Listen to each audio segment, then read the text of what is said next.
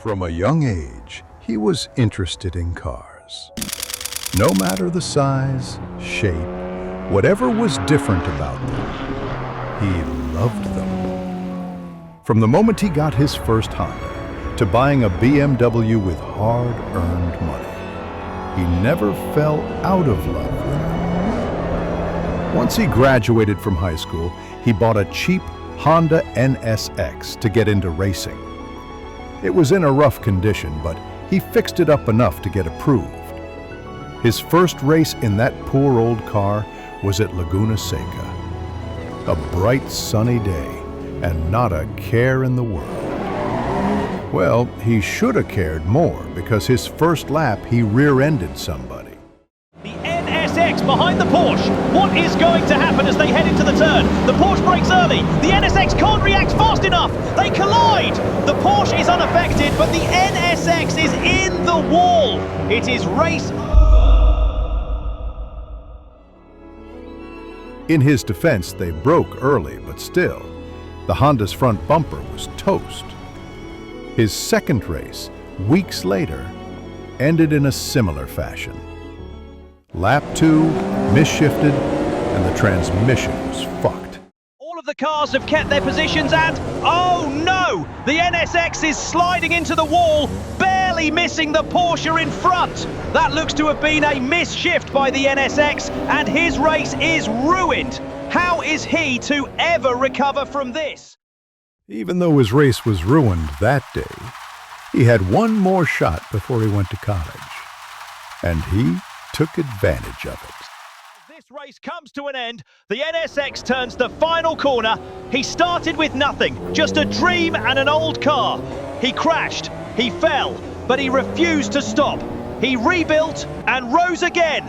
In at Laguna Seca, he takes the win! From nothing to everything. This is the drive of a lifetime. Absolutely brilliant! After his first win, he kept racing for a few years until he finally got a name for himself. He got an offer and eventually signed for a team.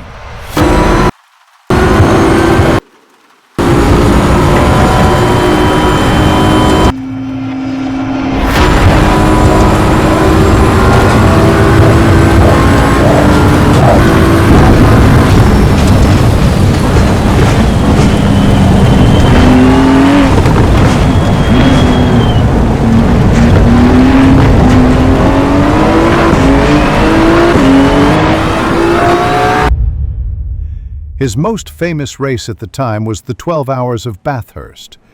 His night stint was unbelievable.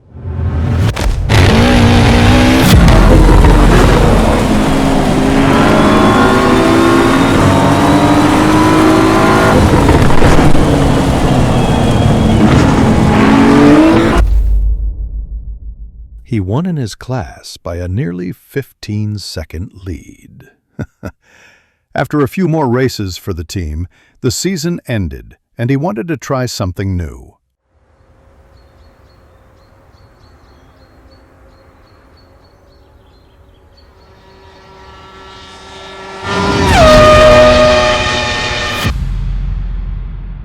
He reached out to some F1 teams, and right when one team saw his email, they invited him for a test drive.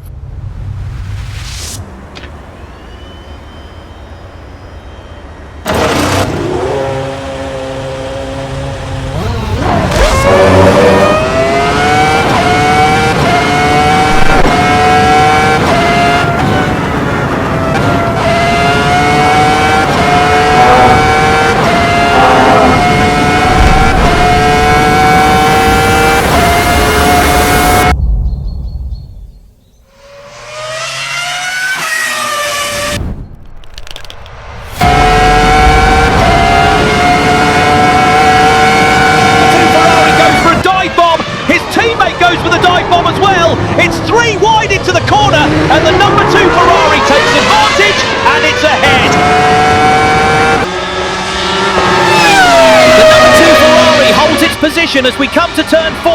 He brakes early and the number 4 Ferrari hits him. The number 7 brakes late and goes off, barely avoiding the number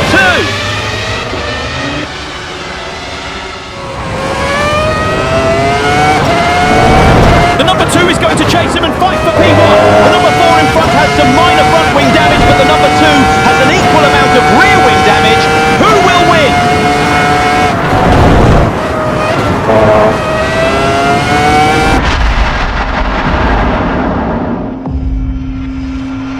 As we enter the final lap, the number 4 Ferrari goes off and has to rejoin. That lets the number 2 get closer as we get to the straight. The number 2 gaining. Then it looks like the number 4 is slowing down. It's ran out of fuel. The number 2 passes and it's going to win the Austrian Grand Prix. The number 2 takes the final turn and he flies under the checkered flag. This is his first ever win in Formula 1 and I don't believe it's going to stop here.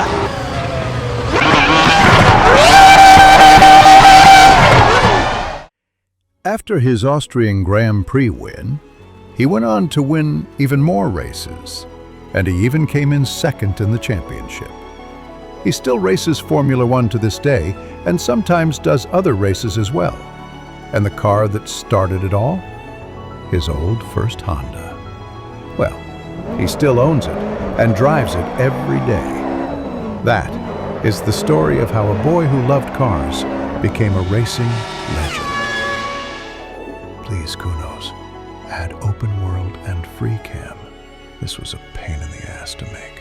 Thank you for watching.